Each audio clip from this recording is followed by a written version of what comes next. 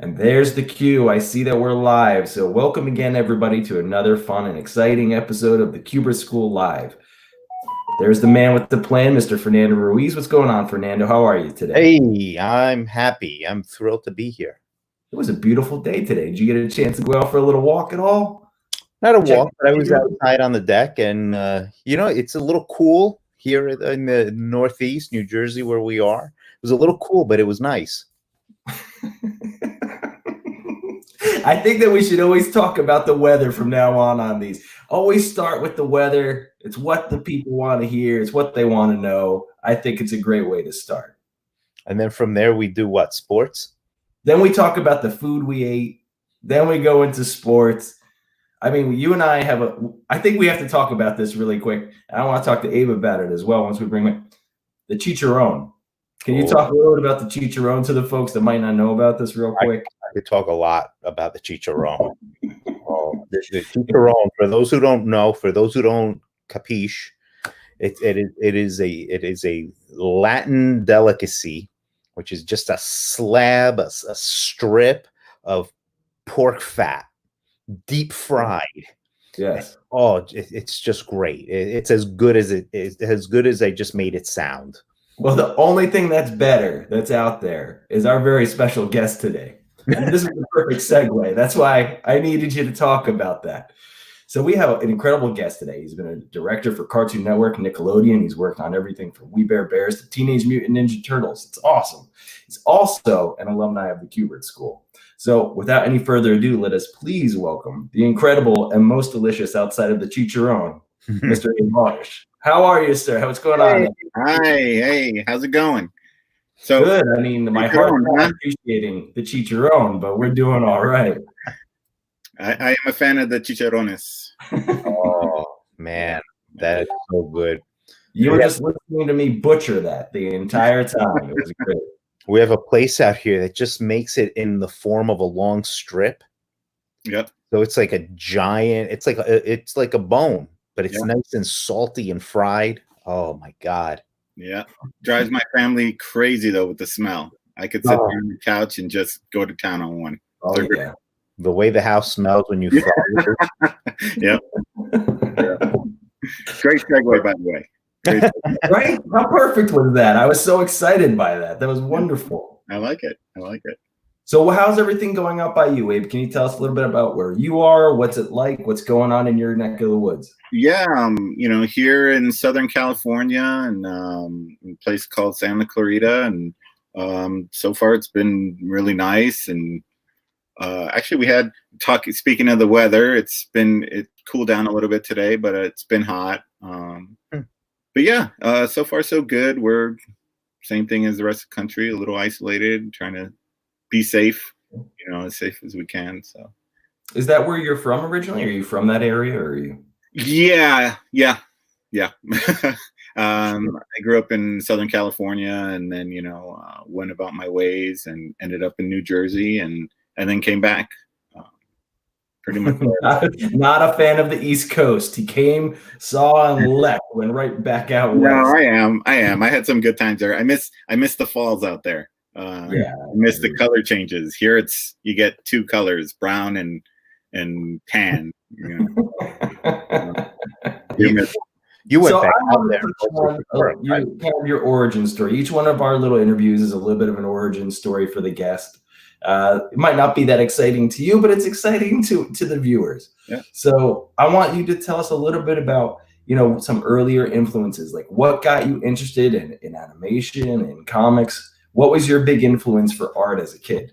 Sure. I started off, I think, like most artists, just appreciating comic books and animation. And, growing up at the time, I was the 90s comic, kid. And I think I grew up with the 80s cartoons, Thundercats and Silverhawks and all that stuff. And they used to have comics of those. It was called Star Comics, I think, from Marvel. From Marvel, yeah. Thundercats and Peter, Spider-Ham, and so I started collecting those. But then always moved on to the Batmans and the Spider-Mans and stuff like that, X-Men. And then in high school, I decided I wanted to do comic books. And then one day, Batman the Animated Series came out.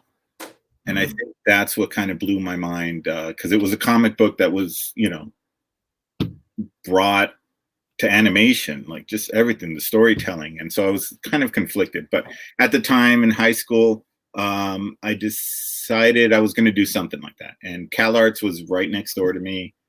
So I took a year off of high school and pretty much was like, hey, I'm going to put all my effort into this. And I knew about the Kubert School, but at the time, graduating high school and not really having any feel for the country, that seemed like a whole different world, you know.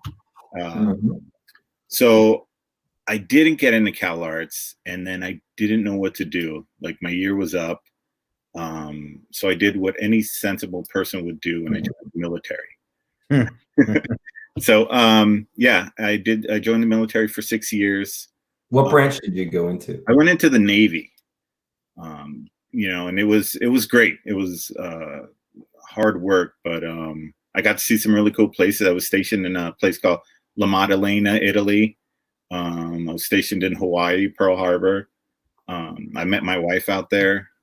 So I was kind of just doing that, and then my time was coming up, and I said, you know, I'm not sure what I want to do, or you know, where it's going to take me. And my wife's the one that kind of really pushed me to try for art school and supported me on that. So I applied to the Kubert School, and I got in, and you know, we were in Hawaii at the time, and then we made it back to California, and then drove from California to New Jersey. She had some family out there, and they really helped us. They were great. And yeah, then went to the Kubert School and graduated in 2004. And then, wow.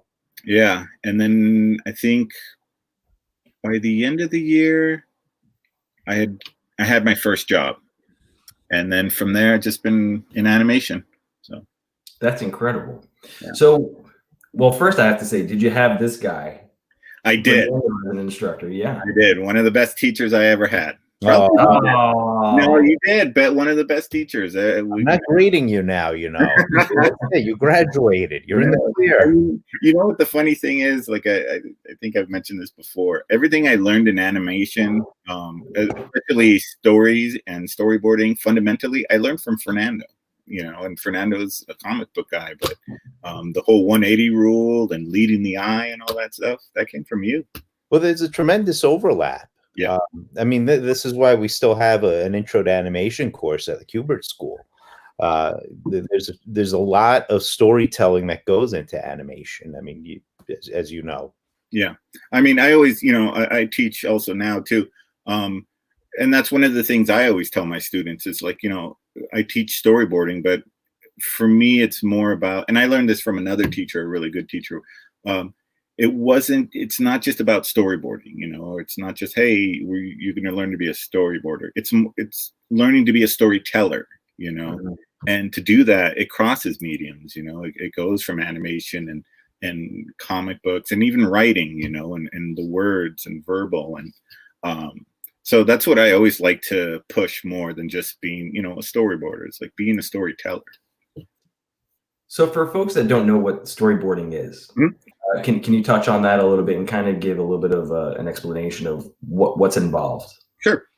So with storyboarding in animation, usually what happens is you get a script, you know, and that's provided by a writer, or, you know, sometimes some of these more TV series have kind of moved on to what they call an outline, which is just kind of a general outline of the story. And what a storyboarder does is it's kind of a blueprint for everything that's going to happen. So we visually map out whatever you have in the script. Usually, you know, and this happens for feature too. In feature, you get more of these things called sequences, where you get a chunk of script that you work on. TV, you usually get half a show or maybe a full show, and you work on that. And you visually put down what's on the script. So it's very similar to comic books. It's just you're fleshing it out more, and you're thinking about timing, and you're thinking about, you know, how jokes and action play out and cuts and stuff like that. So it's layered in a different way. But it is basically the blueprints of animation. And with storyboarding, it's one of those jobs too where you have to wear a bunch of hats. You're the director, you're the costume designer, you're the set designer, you know, you're the cameraman, you're the editor. So it's a jack of all trades type of job. It's very similar to what we tell the students all the time, especially as a cartoonist or an illustrator. You have to be able to do all those sort of things. So that's really great. You know, it's interesting to see the overlap and then to hear what the differences were that you touched on a little bit. So I think that that's really interesting. When you were a student, and then, you know, you wanted to work on comics, at what point did you realize that that wasn't really what you wanted to do, or maybe that was still what you wanted to do, but that you felt more at home with animation? Like, how did that happen? What was that bridge that you had to cross? So, you know, first year at the time, there was the animation side, and first year was general for everyone. And I think, if I remember, it was close to maybe 50, 60 people in first year. And I think I knew of 3 people that wanted to go to the animation side. So that was kind of my whole thing was like, well, there'll be less people on that side, you know, so I could get more attention.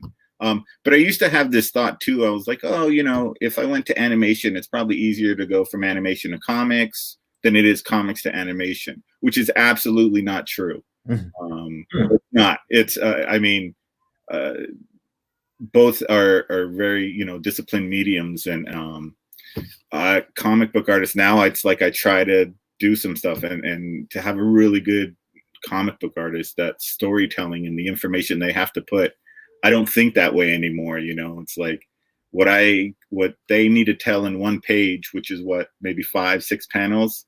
I'm thinking how to do it in, I don't know, 7 or 8 scenes just to act it out. So that proved to be untrue. But oh, come on, take one of our classes. We'll tighten you up again. Yeah, I know. I actually thought of it. I'd love to. So, whenever, any class you want to sit in, just take it. But yeah, that's what influenced me to go into animation. And again, at the time, you know, there was the big Bruce Timm boom and Batman the Animated Adventures, and I really love that stuff. So that's what I always tended to go more to the cartoony stuff. So I think that's what kind of influenced me to go that way. Now, I know that you've been the comedy guy, but then that there was a recent transition into more of the action type stuff. Can you talk about comedy and action, and where there might be even a crossover with that, or which one you find to be harder, and just talk about the projects in general? Yeah, I mean, I kind of came up through animation and the comedy side, and always wanted to try action. And, you know, I got my hand on a few tests and a few scripts from friends. I have a few friends that are done a lot of action, great stuff. And it's a whole different monster. So comedy, a lot of it is just timing, you know, and I think a lot of it too is knowing your audience. You know, there's so many different cartoons, and especially now, geared for different ages. So if you know your audience, you need to know your comedy for that audience, you know. And then there's always guidelines and standards and TVs and practices and stuff like that you have to kind of go in these guidelines. With action, you know, I finally got my feet wet with that, with Rise of the Teenage Mutant Ninja Turtles, which was a blast. And part of it I came on was because of the comedy. Yeah, it's interesting. You know, it really pushed me. I was directing on there, so it really pushed me as a director, but also too the boards, just looking at boards and the type of borders that you need for that show, and kind of the mindset, you know, because a lot of it is quick cuts and dynamic angles, and what's the information you need to show, you know, without losing your audience, you know, as opposed to comedy, where comedy you can set something up, everything's nice and visual and clear, and you know, and you get a payoff. With action, having all those quick cuts and movements and, you know, making sure that all flows, and especially with the anime influence now with these extreme shots and angles, you know, trying to corral all that. It's not easy, but you know, if you've seen it, when it's done right, it's really rewarding. So. With the influence side of thing, I mean, when you got into it, I mean, did you have particular influences or directors that you enjoyed or people that you looked up to that, you know, you kind of took a little bit, but outside of the Bruce Timm sort of, you know, thing that he had going on? I mean, was there other guys that you really enjoyed and kind of built from? Well, at the time, I mean, I was like, you know, I was boarding. I think I just got my hands on whatever I could, just learning. You know, one of the big things that I learned was to ask the right questions. You know, I think every artist and everybody comes in and they're kind of like, oh, you know, how come I'm not as good as this person? Or how come I'm not able to do that? Or why are my drawings not as this and this and that? And I went through that, you know, how come, you know, that person's boarding better than me? How are they doing that? And then I think I changed my mindset to what are they doing that I'm not doing? You know, so it was more about taking things from people that I liked what they were doing, or it was getting that notice that I wasn't getting. So that's, I think the influences were always like, you know, waves of, you know, oh, I'm going to go in this direction. Oh, they're doing that, you know. There wasn't anything in particular, because I went through a whole phase where it's like, I don't want to be that copycat artist, you know. Sure. I want to do my own thing. So I think that's partly where I kind of took pieces of everything, whatever I could get my hands on. So dealing with, I mean, dealing with a brand really like Teenage Mutant Ninja Turtles, for example, or when you've worked on We Bare Bears and I believe you worked on Powerpuff Girls. And I mean, Yeah. I think I saw The Simpsons and, you know, there's a bunch of different things. I mean, these are brands, you know, licensing side of thing. I mean, do you have to deal with licensors? I mean, or is that sort of, you know, you don't have to deal with that as much, and that's kind of left to another component of the animation world to deal with? Or, you know, how much of a nightmare are licensors for you to deal with?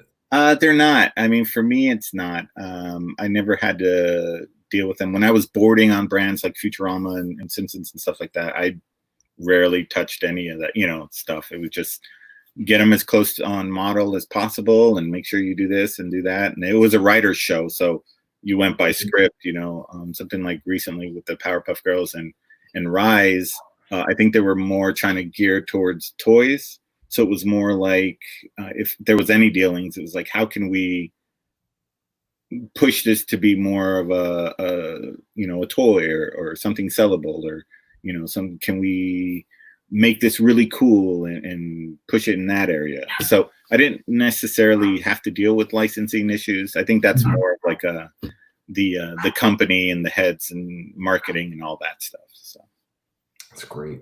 Yeah. And then, you know, you said something before, and I have to bring it up when you mentioned Silverhawks and Thundercats. Yeah. Which show had the better opening? I mean, they're both pretty great. I mean, I'm not gonna lie. Yeah, I think Silverhawks had the guy with the guitar in outer space. Bluegrass. I think his name was Bluegrass. Yeah. I think you got to go classic Thundercats, right? Oh wow! I think you have to. You know, Silverhawks is just a knockoff of the Thundercats. Yeah, that's all. It's about the opening. It's not about the characters. It's about who had the better opening. I still think you got to go Thundercats, because if you need a Lion Man. Yeah, because if you think about it too, which one do you remember more? I can remember bits of Silverhawks, but I remember Thundercats. You know, so I love those classic openings. Yeah. I think that they're perfectly from the 80s, with like the muscles. It's so like it's so intense that by the end of it, a little 8-year-old kid has a full set of chest hair. He's jacked out. He's ready to go after watching those openings. It was incredible. Very in your face. It was always very in your face. Yeah. And so it makes me think about how the animation styles have changed over the years, and how, you know, it kind of slows down a little bit, or, you know, I think that it's kind of like I watch like I have two little kids, so I watch cartoons all the time. And I love comparing them to the cartoons from when I was a kid and just seeing the different animation styles and whatnot. So have you had a particular favorite animation style, or, you know, what do you see as the trend? You know, do you think it goes to more simplified, back to ultra detailed, simplified? Is there like a ebb and flow to any of this? Yeah, I do think it is. There is, you know, anime had a big influence, you know, on has a big influence nowadays, and which is funny because they were drawing, you know, like us. They were being influenced by us, and then it's come full circle. I do think the styles have changed. You know, I think with animation, when there's a hit, when there's something like that, studios tend to want to recreate that. So when you had something like Adventure Time, you know, which was very simplistic in its nature and noodly, a lot of shows tried to recreate that and capture that. And then, you know, when you can't, because that was a success for a reason, you know, then whatever comes out next, the new big thing, they kind of try to go to that too. You know, I think the Mickey shorts, you know, those were great. Yeah, they're great, and they're very graphic, and they were different. So then you saw other brands trying to follow that too, trying to recreate that. So I think it does ebb and flow. You know, it does influence what the styles and the trends are. You know. Do you find it easy going from one established property to another? Like, I mean, that requires a good amount of versatility. Yeah, I think that's what kind of has always been kind of my strength. No, yeah, like limitation, not limitation. No, not limited. Like, actually, it's always been my what's the word I'm looking for? Forte. Yes, my forte. Okay. I've always been pretty good about doing that and going to that style and changing and being versatile. And I think that always came from not having this style. I mean, I kind of was influenced, but I always was one of those artists that was like, you know, oh, I don't know what my style is. I don't know if I want to be this. And that's great. Yeah, that's something I tell the first year students all the time. You know, you don't want to have a style because you don't want to be pigeonholed. Yeah, just drawing like you know, Jim Lee's Batman, and that's all you can do. I think it's great to be like what you do, where you can, you know, if you're asked to draw Thundercats, you could draw Thundercats, or if you're asked to draw, you know, Adventure Time, you could do that too, or the Turtles, or anything like that, because that's what makes you most employable. Yeah, and that's what I mean. You know, I tell my students, like, the versatility, especially nowadays, with everybody trying to copy so many different styles and so many influences. The more versatile you are, the better. You know, and you know, I always tended to go more cartoony, but doesn't mean I don't go back to real anatomy and, you know, and learning how to draw hands and feet and perspective and all that. You know, I remember your work from school, and no, we have it right here. We're gonna pull it up. I have your grades right here. You did what I urge a lot of the students now to do, like when I give, say, a Spider-Man script to the first years, and you know, inevitably you get those guys who aren't into comics and they don't like Spider-Man, or they just, it's not something that they're into. But you know, you weren't necessarily trying to be a Marvel guy, but you did say, you gave me a cartoony Spider-Man who looked great, you know, and that was I remember a thing that you were doing, is these cartoony superheroes, cartoony versions of like the established superheroes, but they look beautiful. Thanks. And I tell the students all the time, you know, I'm not trying to force you to be Jack Kirby or Jim Lee or any of these guys. Take these assignments and make it your own. Give me a manga Spider-Man. Give me a cartoony X-Men. Give me a Spider-Ham. That's you know, that's the door's open for that. Yeah, so, but you did that as a student, so that was very good. Well, I think too, like, if you're gonna do that in school. You know, I tell my students, like, hey, this is the time to try new things. If you always wanted to try that style, try that style. This is the time. Don't be afraid of failure. This is the time to do it and find out and see if you like this and see if you like that and just try it. 100%. There's there's no wrong to it. It's, And if you're going to screw up, that's the time to screw up. Of course. Yeah. Stakes are low when you're in school. Yeah, I agree. I totally agree. I have a question from Tim Grant. Well, first he wants to say Thundercats ho, but then Right on, Tim. but then he says, how long does it take to storyboard a sequence for animation? Okay.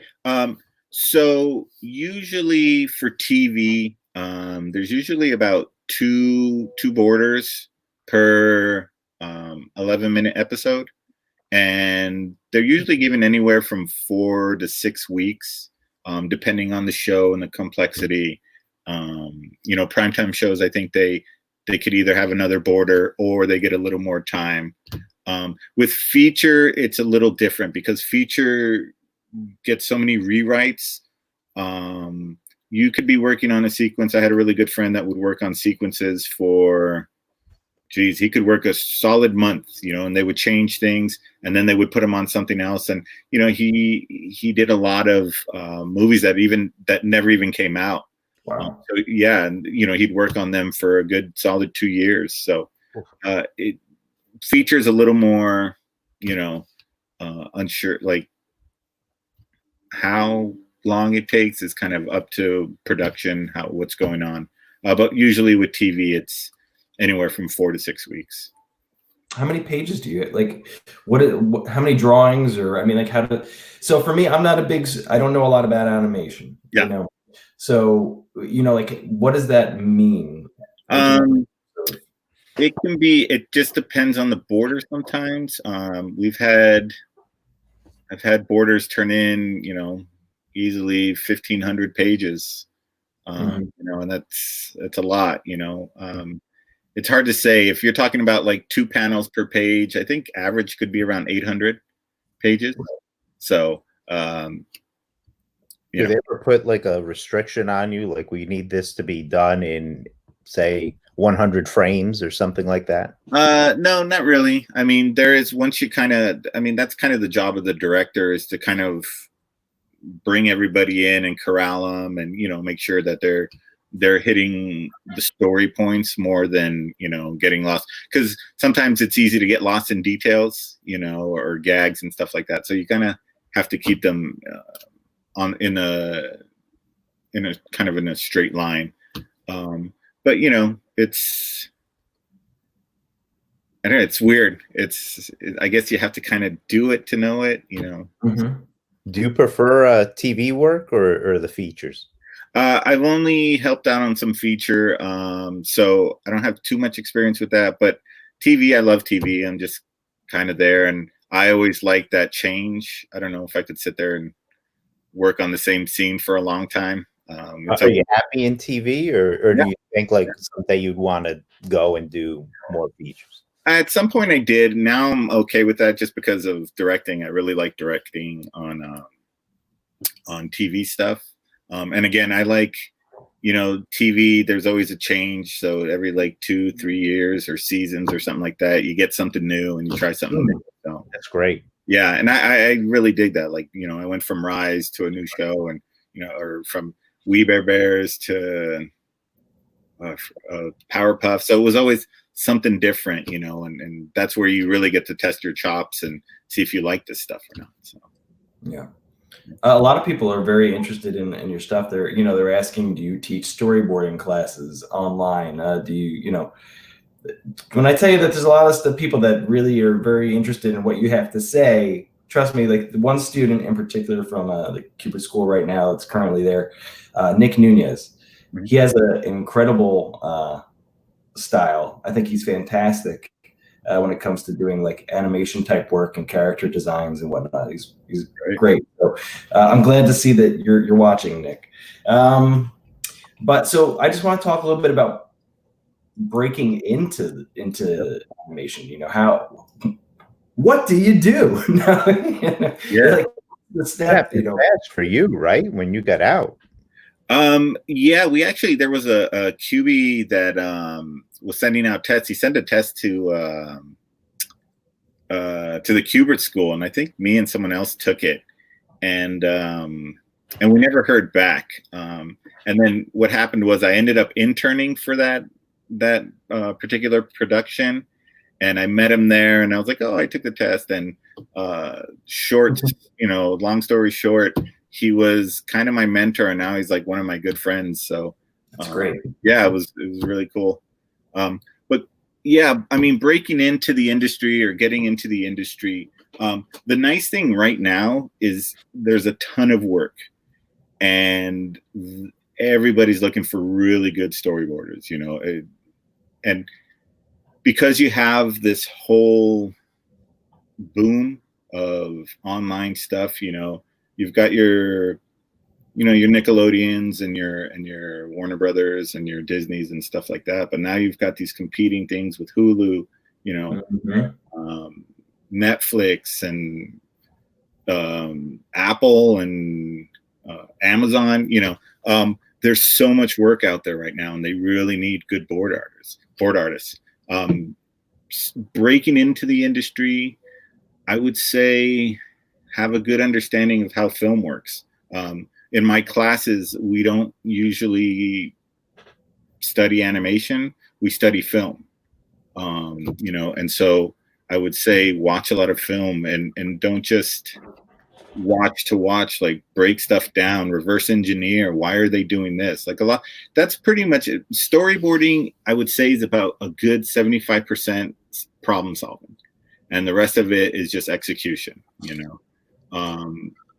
And it's always asking questions like, why am I doing this? Why am I choosing this shot? Why am I cutting? Why am I, you know, showing this? Why is my camera close up to the person? Why is my camera wide? You know, so if you have a good understanding of that, that's a really good start.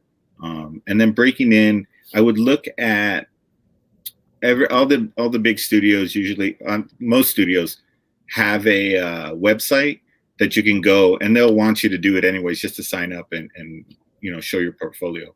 But you know, I think understanding fundamentals, and again, that's across the board, not just with animation, but knowing how to draw perspective, knowing how to draw anatomy, especially hands and feet. That doesn't go away for anyone that doesn't want to draw hands and feet. You still have to draw hands and feet, you know. Staging, all this stuff, it's, you know, backgrounds, you know, you don't get away with this stuff in animation either. You have to, it's still there. So if you have a good understanding of fundamentals, you are on your way, you know. As far as putting together a portfolio for animation, like, you know, for comics, we want to see, you know, eight pages, you want to see narrative, maybe a cover or two. You know, with getting into storyboarding or into animation, is there like a portfolio, like the perfect portfolio in your eyes? What does somebody want to see? I don't know if there's a perfect portfolio. I kind of use the old comic. I think what was it, the 3x3, where you did 3 pages of a single story, 3 pages of a team story, and then 3 pages of life. Right. Yeah, I used to use that philosophy where I would just show 3 pages of action, you know, my storyboard's action, and then 3 pages of comedy, and then 3 pages of, you know, whatever was not represented there. I think for me as a director, I want to see the fundamentals. I want to see the staging. I want to see the compositions. I want to see all that stuff. I want to see if you can draw hands and feet and perspective, and you're not trying to hide that stuff, you know. It's kind of like comics, you know, it's you're still looking for those fundamental things, because if we have those fundamentals, most productions are a little bit different. You can mold someone, you can steer them in that way, you know. And animation is really, really good about taking care of people, you know. They, as far as like guiding them, it's, you know, the assumption is that when you get hired, we know that you're not going to hit the show right away. You know, it's that potential, and hey, come in. Okay, this is how this works. This is the comedy we're doing, you know, and then get one board under your belt, one show, and then as we're moving on, this is what we're looking for next time. So it's really kind of forgiving in that way. Another question that we have in regard to storyboarding, and I hope you don't mind just the barrage of questions. Please. How finished should the work be when applying to a storyboarding job? Like, what level of finish should be on the pages? I would say if you can get cleans, that's great. You know, it's always nice to have cleans, but we, as a director, I'm not going to look at your full board. I would know in about 3 or 4 pages if you're suitable for the job. So I would say you could even do like a varied type of board, like your first page, have your cleans, you know, have up to 9 panels cleaned. And then maybe the next 9 panels are roughed. And then the next 9 panels are thumbs, you know, thumbnails. So I can see how that progression is, you know. Mostly, cool. Yeah, mostly we're looking for clarity, you know, good silhouettes and staging. And like, again, I'll look for fundamentals. I know different directors look for different things, but I look for those fundamentals. I look for the staging. I look for clarity, you know, does it read, you know, and most of the times I don't read the script because I look for, are they telling the story visually? Can I read it visually? And then if it doesn't make sense, maybe I'll go back and read and be like, oh, okay, that makes sense now. But if I can tell what's going on just through the visuals, then you've done your job, you know? Mm-hmm. So here's a question for you. Especially with everything that's going on right now out in the world, and everybody working remotely, do you feel that that's going to open it up? Like, I don't know if storyboard artists all need to be present, you know, close to the studio that you guys are all working at. But now with everyone having to work remotely, do you see that changing moving forward so that maybe when you go to hire people or bring people on board to do this sort of work, you might be able to hire someone that lives in England or something like that, and that they can remotely jump in and start doing the work? Yeah, I you know, it's funny because I think that's a discussion we're having on our production, and not just our production, but other productions, where like, how vital is it for boarders to be there all the time in studio? I mean, we do, I think every production and every place has a good amount of, you know, freelancers that they use.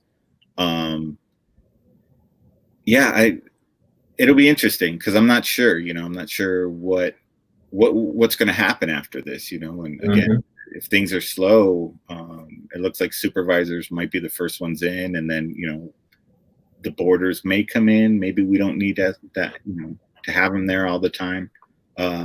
So I'm not really sure what direction we're going to go in, but I think it's viable. I think it totally could be, you know. Because as of right now, people have to live close by, right? So most of the gigs would be in California. Yeah.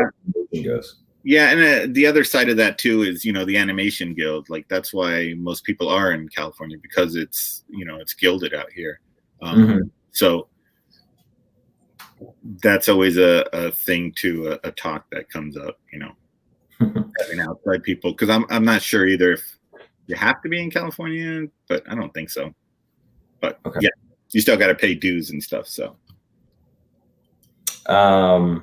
I thought that this was just a funny question since we started the show talking about Chicharron, and how do we stay healthy mentally and physically?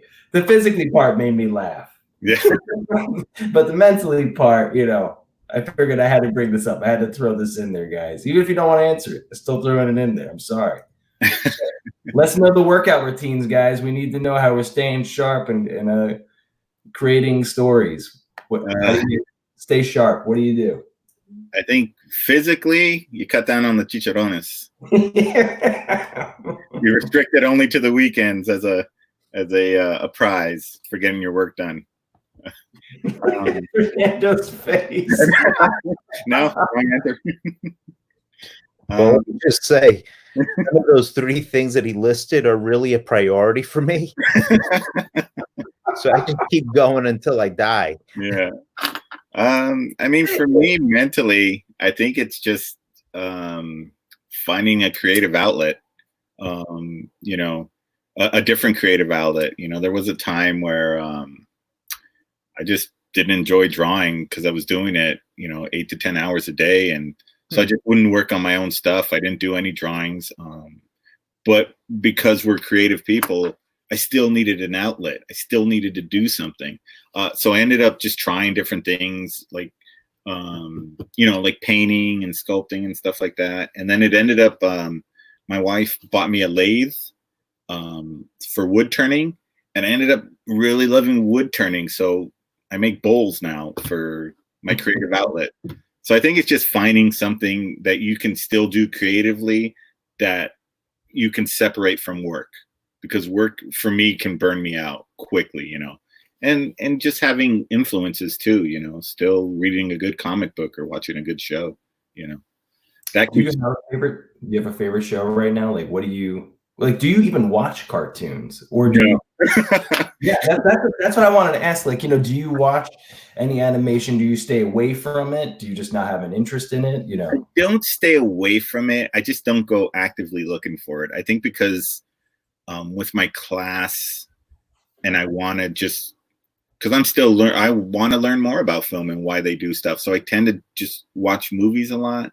Not to say that though, if I don't get recommended a good cartoon, I'll watch it, Sure. But yeah, for the most part, I don't watch a lot of animation. It's got to be unavoidable for you, right? I mean, it's part of the work. So, I mean, I'm actively not reading a lot of comics either, but at the same time, it's all around me. So I put my blinders on and I run really fast.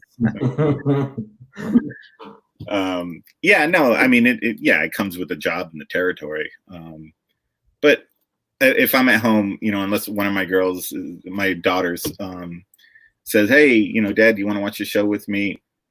I won't watch animation, which is really weird to say, but. Do they like to watch your shows? No. Oh.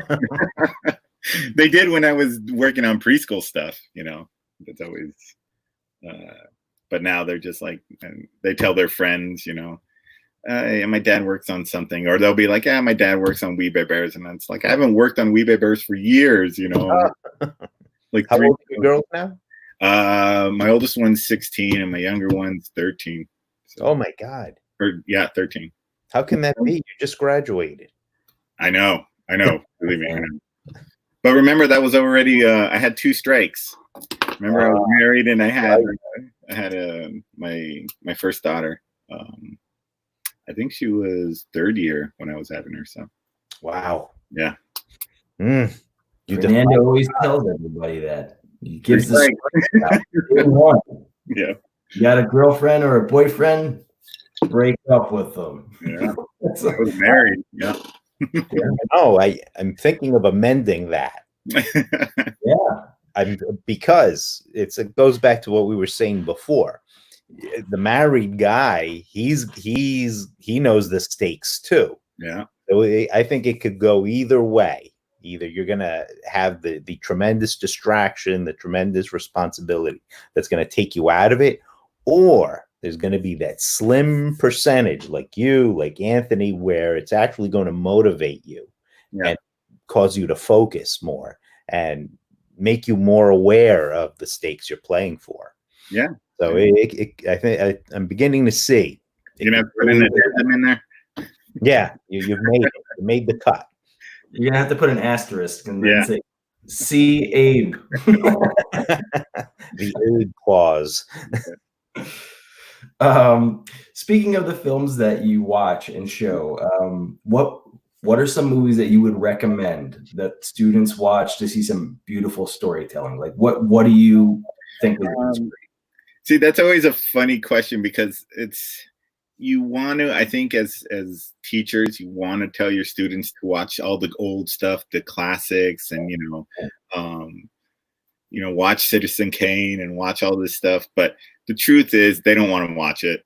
And I kind of learned that you'll kind of get there on your own, because that's what I did. People would say, oh, you should watch this and watch Chinatown and watch all these old classics, and I'm like, boring, So what I try to do is I try to get them to watch stuff now, and then it's like, hey, you could watch, I don't even know,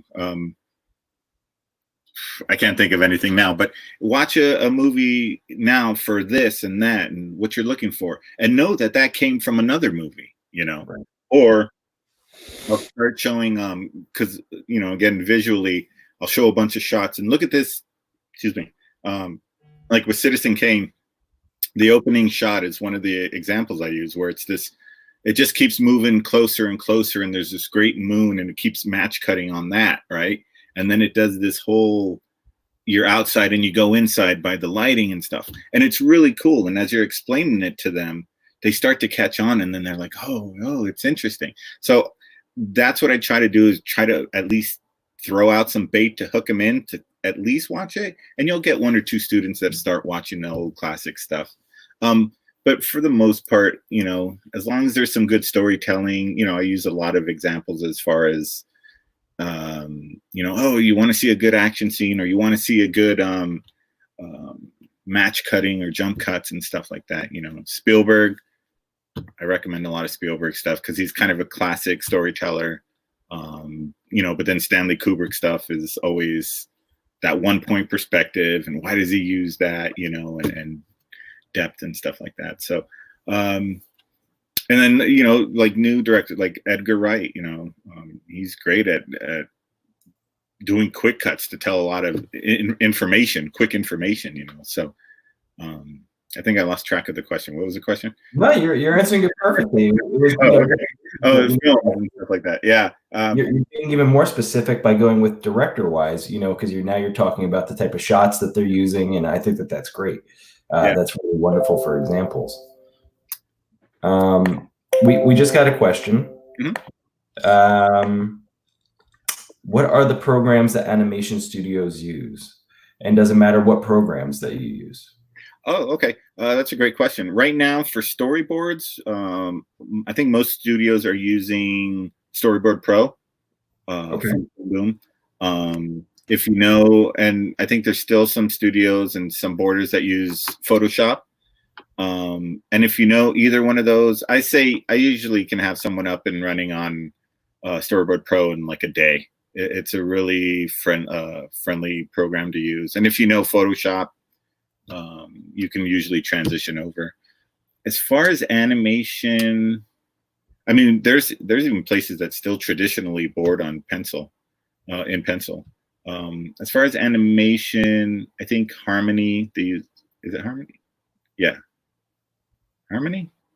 And then a lot of places still do 2D stuff. There's a place, Rough Draft, that we use in Korea that they do traditional. So I would say if you want to do Storyboard Pro. But again, you could totally do it in pencil too. A lot of times thumbnails and stuff are done in pencils. It's funny. We've been talking about that really quick. I could ask questions all night about animation because it's just a completely different world to me, and I find it so interesting. The use of 3D or computer technology in animation, how has that changed it or made it easier, made it more complicated? I mean, what are your thoughts overall on it? It's the most broad question I could ever ask. I'm sorry. I think it's just, I think fundamentally it's still the same. I think just you have to think, because what they do with storyboards in a 3D is they're more likely to use sets, where they actually build a set, and then you're using more of the camera and kind of moving the camera around, and you can do shots because the set's already built, as opposed to just 2D animation where you want to be economical and you don't want to use the camera that much because then you're animating all this stuff. So I think if you can get in that mindset with 3D, that you use more camera, that's what I would say is probably the biggest difference. It's like in a sense like sculpting. Like when you're sculpting, as a 2D artist, you're trying to create that illusion it's 3D, right? By giving it tone and that. When you're a sculptor, though, you have to do it in 3D. That you can't. It's not a flat surface, so you have to make sure everything's right. So in a way, that's what I compare 3D boarding to 2D boarding, you know, but it just, you're using your camera a little bit more to achieve that. So. You know, it's funny. I was watching the I love the Iron Giant. It's my favorite animated film. So I watch it. My kids love it. I love it. We watch it probably 2 times a week. It's not even a joke. My son just turns it on. I mean, different parts of the movie, but it's always the sad part. And but it makes me think of that film because of the way that they used 3D in it, technology with the computers, but they would like make it look like it was still hand drawn at times, and have it interacting with the 2D animation. Is that commonly used in regular, just like cartoons that you see on television, or is that saved for features more so? No, I think it's being used more in TV now. I think my daughter was just watching something on Netflix that had that kind of 3D with a 2D cell shaded look on it. But I know on Rise of the Turtles, they modeled the turtle tank, you know, in 3D, and then we would use it in there and then kind of adjust to that. So I think they use it more as a tool than relying too heavily on it if it's not a 3D show, you know, for things like that. So you don't have to animate the turtle tank every time it turns. You can just use it in 3D. So very cool. Yeah, it's very economical. I think they use it more for economics than, you know. All right, so now pretty much we're getting to the end of everything. So now I usually try to ask some questions for people that have interest in this. Sure. Biggest mistake that a person can do trying to get into industry. You know, what do you think's the biggest mistake? Being unprofessional. I think that's a big one. I think learning how to let me see, how can I put this? I would say, you know, not like when you're tired. Okay, let me catch my thought. Being professional to me means being able to communicate. And I think if you don't know how to do that, it's going to be really hard. You know, because I think a lot of what happens is because we're artists, you know, we tend to have this thing like, oh, I'm just in my space and I'm going to stay at my drawing table and I'm not going to say anything. So one of the biggest mistakes I see is not being able to communicate. And if you can't communicate, you can't get information. And that's what we're all about. We're about visual information. We're about putting out, you know, visual information. So I would say, you know, if you tend to be a little more, I think we're all kind of introverted, learn how to kind of break out of that. You're going to, especially in animation, you're not going to be stuck at, you know, you're not going to always be at your desk and come in and go home. You know, you have to communicate. You have to talk to production. You have to talk to your director. You have to pitch. A lot of it is pitching, you know. So if you're not comfortable with that, it's going to be really hard, you know. And then with that professionalism, it's also not just verbally talking to someone. It's about writing a good email, writing a nice email, thanking people, using the correct vocabulary, you know. Just that goes such a long way, just having someone write a nice email and, hey, you know, I'm so-and-so and this and that, and then thank you and this and that. You know, I've had emails that are like, hey, give me a test. And I'm like, hey, I don't know you, you know. It's like, it's a lot of little things. Yeah. But, you know, I tell this to the students all the time. They may not care about it. A lot of students get into the mindset of all that matters is just their drawing. Yeah. They draw. And that's only a part of it. You know, you have to be able to work with people too. Yeah. Yeah. And again, like the more professional you are, the more pleasant you are, people will, you know, like I said, it's the industry and storyboarding can be very forgiving and great to be in and a lot of help. But that's if, you know, you're pleasant to work with. If you're not, then they have to want to work with you. Yeah. Yeah. So that's where I would say that it could get. How do you like teaching? I love teaching. I really do. It's. How long have you been doing it now? I think like 3 years now. You're a babe. Yeah.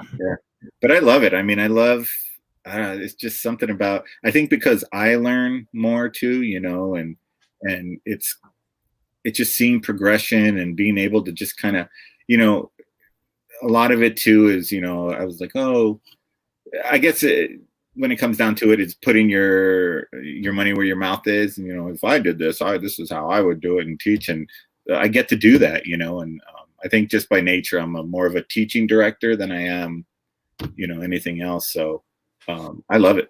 I think it's great. And then what do you have coming up? What's the next big thing that you're working on? So right now I'm working on a project called Tig and Seek. That's going to be coming out on HBO Max. So we're working on that. We're plowing away on that. That's the big thing.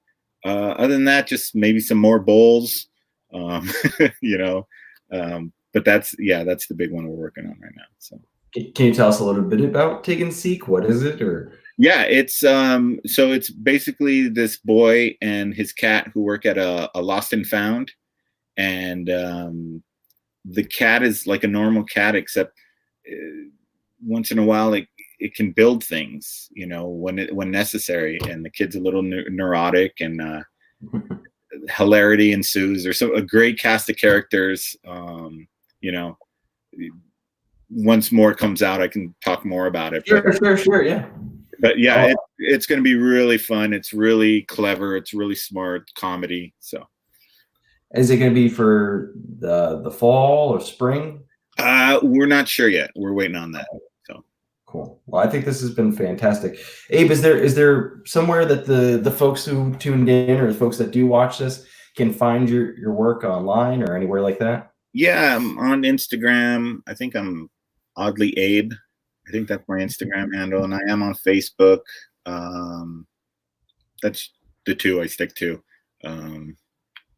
That's perfect. I got too much work to be on social media that much. But yeah. Well, that was awesome. Look, Abe, I think that this was an incredible talk. I really appreciate you taking the time to chit chat with us. Thank you for having me. I appreciate it. Don't ever say thank you again. You guys are great. I love talking to you guys. So anytime. I just want to say thank you to everybody that watched, and for the folks that asked questions tonight. Fernando, as always, look at him. I love talking to my old students. This was great. This was a lot of fun. Yeah. No, fantastic. And for anybody that has interest in the Kubert School, be sure to visit www.kubertschool.edu. Tune in this Saturday morning for Maria Sinapa, who's going to be joining us on the Saturday morning sketch class. It's free throughout the month of May. She's going to be drawing She-Ra. It's going to be a lot of fun. We're going to have some cool times going on. So get your paper and pencil ready. Sit down, draw with us 10 a.m. Eastern time, Saturday morning. And Abe, thank you so much again. And everybody, thanks so much for tuning in. And we'll talk to everybody again real soon. Have a great night, everybody. Bye-bye. Bye.